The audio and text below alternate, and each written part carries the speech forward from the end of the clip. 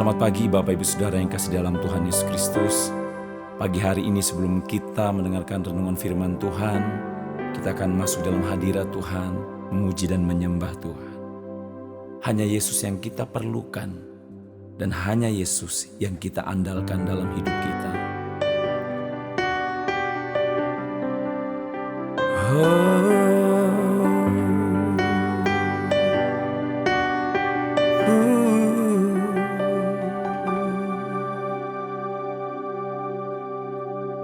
Ku perlu Engkau Yesus, aus jiwaku menantikan-Mu. Ku percaya Kau penuh pengharapanku di dalam-Mu. Yesus, hanya Kau yang ku andalkan, melebihi siapapun juga. Yesus, hanya Kau yang ku percaya. Di setiap waktu tiada lain yang ku andalkan selain Kau, Yesus.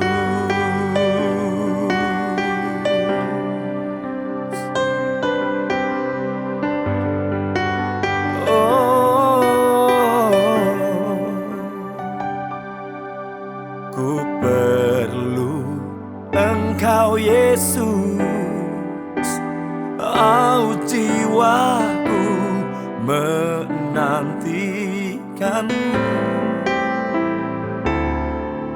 Ku percaya Kau penuh pengharapanku di dalam-Mu.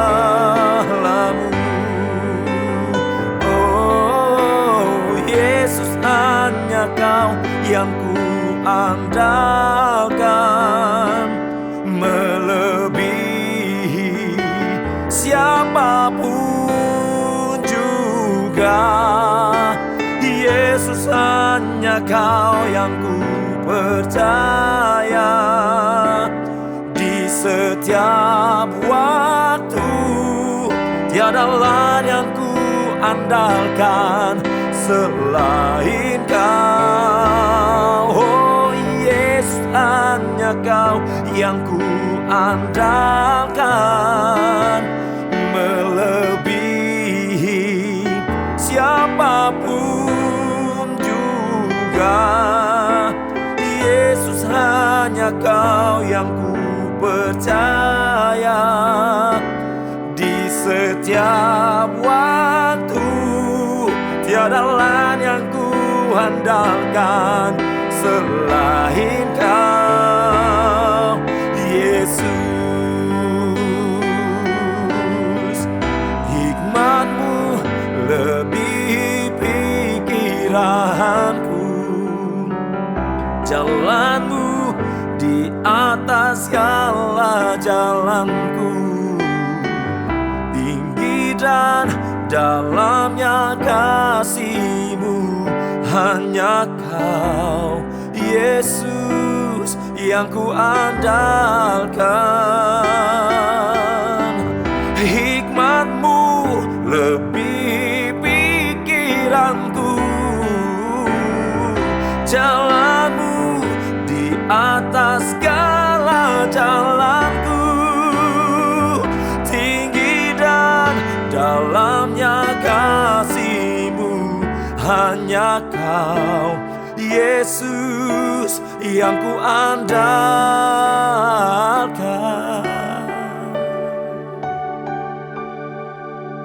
Yesus, hanya Kau yang ku andalkan, melebihi siapapun juga. Oh Yesus, hanya Kau yang ku andalkan, melebihi siapapun juga. Yesus, hanya Kau yang ku percaya. Di setiap waktu tiada lain yang ku andalkan selain Kau. Tiada lain yang ku andalkan selain Kau. Tiada lain yang ku andalkan selain Kau.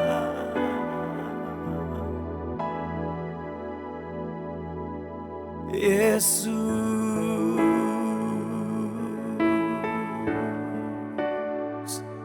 Oh,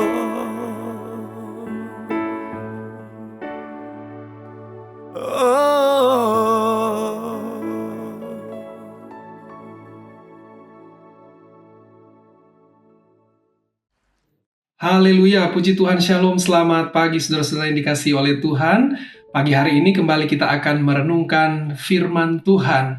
Nah saudara-saudara, di dalam kita menjalani kehidupan di tengah dunia, hari-hari ini memang sangat luar biasa. Dunia yang canggih, yang modern, dan fasilitasnya yang begitu luar biasa, membuat banyak orang menjadi nyaman ada di dunia ini, saudara-saudara.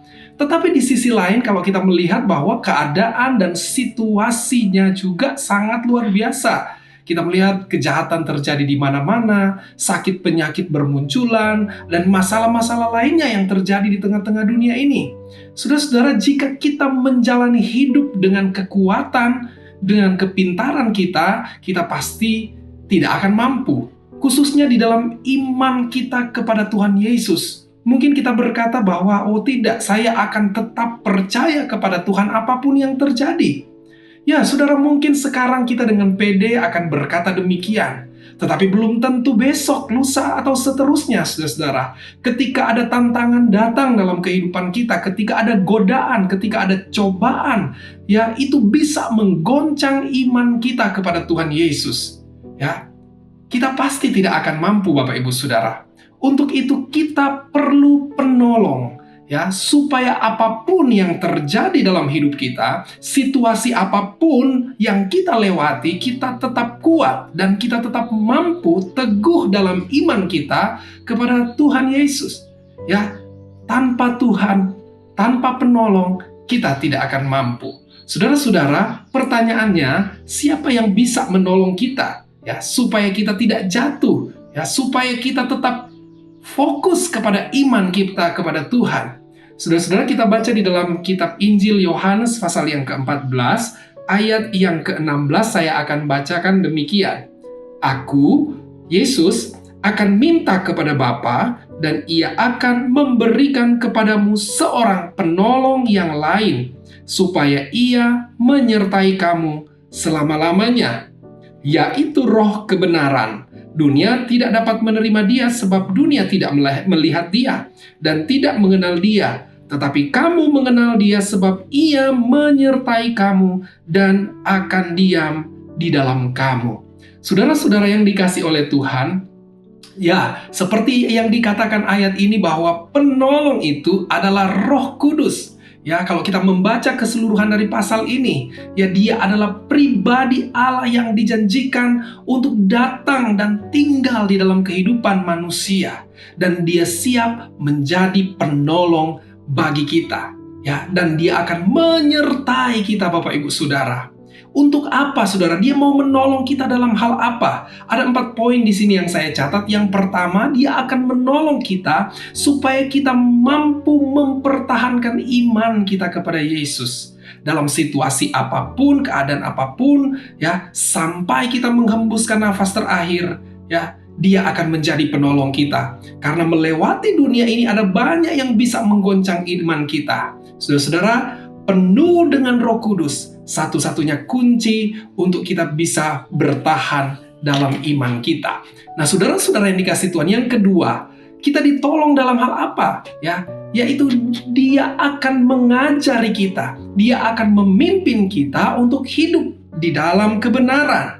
Saudara-saudara yang dikasih oleh Tuhan, di ayat yang ke-26 pasal 14 ini dikatakan, tetapi penghibur itu, yaitu Roh Kudus yang akan diutus oleh Bapa dalam namaku, Dialah yang akan mengajarkan segala sesuatu kepadamu dan akan mengingatkan kamu akan semua yang telah kukatakan kepadamu. Saudara-saudara, Roh Kudus menolong kita untuk kita hidup dalam kebenaran. Dia yang akan membukakan, menyingkapkan setiap firman yang kita baca, yang kita dengar. Yang tidak kita tahu, Dia akan beritahu. Yang tidak kita mengerti, Dia akan bukakan itu bagi kita. Sehingga firman itu hidup di dalam hidup kita. Dan yang ketiga, Dia menolong kita untuk diperlengkapi. Saudara, dalam kitab Kisah Para Rasul dikatakan bahwa kita akan menerima kuasa kalau Roh Kudus turun atas kita. Saudara, dengan apa Dia menolong kita? Dengan apa Dia memperlengkapi kita? Yaitu dengan kuasa, dengan kekuatan yang dari Tuhan. Ya, untuk apa kekuatan itu, saudara? Terutama adalah untuk kita bisa melayani Tuhan, ya, dengan penuh kuasa, dengan penuh urapan, serta kelengkapan lewat karunia-karunia Roh Kudus. Dan yang keempat, saudara-saudara, kita ditolong, kita dimampukan untuk kita bisa melewati segala pergumulan-pergumulan kita, tantangan-tantangan hidup, ya, bahkan keluhan-keluhan yang tidak dapat kita ucapkan. Roh Kudus akan mengerjakan perkara-perkara yang mustahil, yang dahsyat di dalam hidup kita. Jadi Bapak Ibu Saudara, dari keempat poin yang kita lihat pada pagi hari ini, saudara, kita dicelikkan kembali bahwa kehadiran Roh Kudus dalam hidup kita semata-mata bukan untuk kenyamanan hidup kita, saudara-saudara. Ya, saudara-saudara, memang di poin yang keempat tadi, Roh Kudus bisa menolong kita menghadapi pergumulan hidup secara jasmani. Tetapi yang terutama adalah poin yang pertama dan ketiga, bahwa Roh Kudus datang untuk menjadi penolong kita, menunjang hidup kerohanian kita. Saudara-saudara, oleh karena itu, saya mengajak kita semua pada pagi hari ini, di momen 10 hari doa ini, kita mau sungguh-sungguh berdoa, merendahkan diri, meminta Roh Kudus memenuhi kita. Ya, yang belum penuh dengan Roh Kudus, biarlah kita bergumul supaya kita dipenuhkan. Kita yang sudah penuh dengan Roh Kudus, kita mau pertahankan itu, saudara, supaya Roh Kudus tetap ada di dalam hidup kita. Sehingga kuasa itu, penolong itu, akan terus bekerja di dalam hidup kita. Mari sama-sama kita tundukkan kepala, kita berdoa. Terima kasih buat penolong yang Tuhan berikan kepada kami, Roh Kudus yang Engkau berikan dalam hidup kami. Tuhan, kami berdoa di hari-hari ini, biarlah kami semakin dipenuhkan dengan kuasa-Mu. Roh Kudus menjamah setiap kami, supaya benar-benar kami dilawat, kami hidup dalam kepenuhan Allah.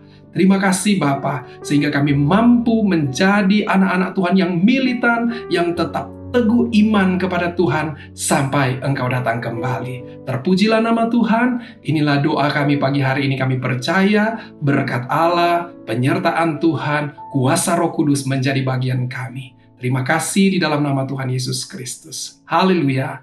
Amin. Selamat pagi, Tuhan Yesus memberkati kita semua.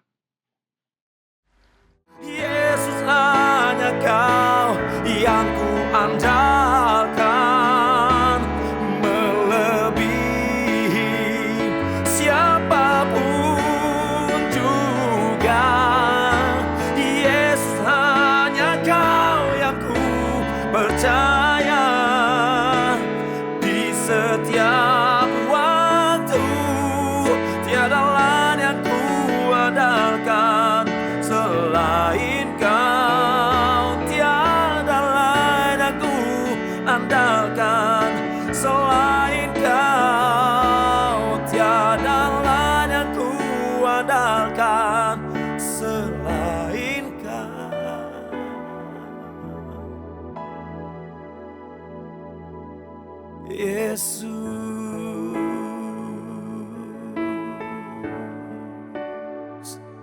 Oh,